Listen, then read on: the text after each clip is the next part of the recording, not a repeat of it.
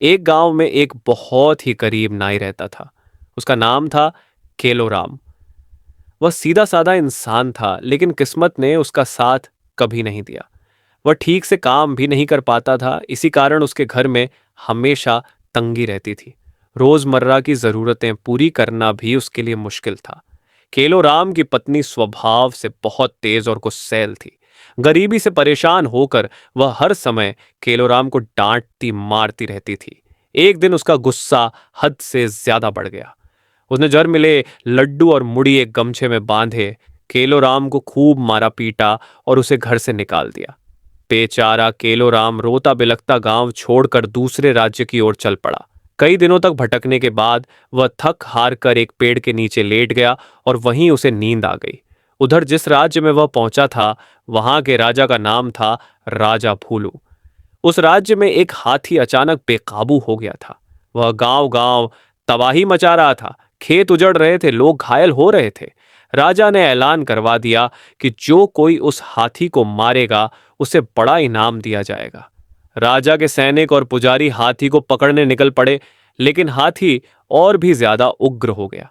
भागते भागते वह उसी पेड़ के पास पहुंचा जहां केलोराम सो रहा था। हाथी ने गमछे में बंधे जहरीले लड्डू और मूढ़ी खा ली और थोड़ी देर में वहीं गिरकर मर गया। जब केलोराम की नींद खुली तो उसने देखा कि उसका खाना गायब है।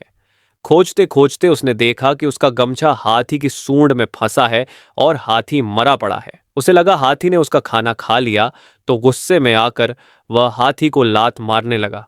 उसी समय राजा के सैनिक और पुजारी वहां पहुंचे। हाथी को मरा देखकर सब चौंक गए। सैनिकों को अपनी ओर आते देखकर केलोराम डर गया और फुर्ती से पेड़ पर चढ़ गया। खबर राजा तक पहुंची और राजा खुद ढोल नगाड़ों के साथ हाथी देखने आया। राजा ने केलोराम को पेड़ से उतरने का आदेश दिया।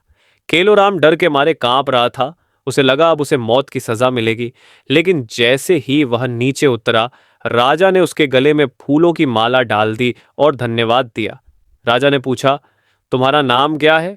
केलोराम बोला, महाराज, मेरा नाम केलोराम है। नाम सुनकर राजा जोर जोर से हंस पड़ा और बोला, आज से तुम्हारा नाम पहलवान होगा।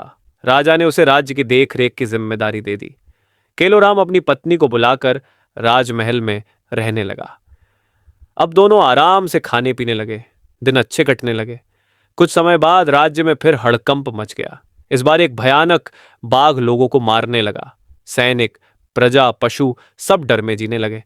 राजा ने दरबार बुलाया और आखिरकार बाघ को पकड़ने की जिम्मेदारी पहलवान को दे दी।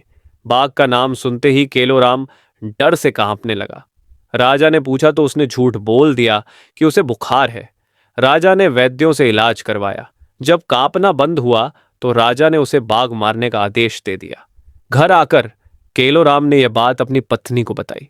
उसकी पत्नी खुशी से नाचने लगी। शाम को दोनों बाघ की तलाश में निकल पड़े। रात होने पर वे एक गौशाला के पास मचान में सो गए। आधी रात को बाघ आया और एक गाय पर झपट पड़ा। आवाज सुनकर केलोराम जाग गया। अंधेरे में उसे बाघ दिखाई नहीं दिया और उसने उसे कुत्ता समझ लिया। डर और गुस्से में उसने बाघ को लात मारी और गाय की रस्सी से बांध दिया। सुबह उसकी पत्नी ने देखा कि सामने असली बाघ बंधा है। वह डर के मारे चिल्लाने लगी। शोर सुनकर राजा, सैनिक और प्रजा सब आ गए। बाघ बंधा देखकर सब हैरान रह गए। राजा ने बदबू के बारे में पूछा तो केलोराम ने चालाकी से अपनी पत्नी पर दोष डाल दिया। सब लोग उसकी बहादुरी के कायल हो गए। राजा ने उसे प्रधान सेनापति बना दिया और दो पंखीराज घोड़े भेंट किए। कुछ समय बाद दूसरे राज्य से युद्ध हुआ। केलो पहलवान घोड़े पर सवार होकर युद्ध में कूद पड़ा। रास्ते में दो ताड़ के पेड़ टूट गए और दुश्मन की सेना भाग खड़ी हुई। शत्रु राजा हार गया। राजा भूलू इतना खुश हुआ कि उसने केलो पहलवान को अपना सिंहासन सौंप दिया। केलो राम नाई से राजा बन गया और उसकी पत्नी रानी। यही है किस्मत का खेल।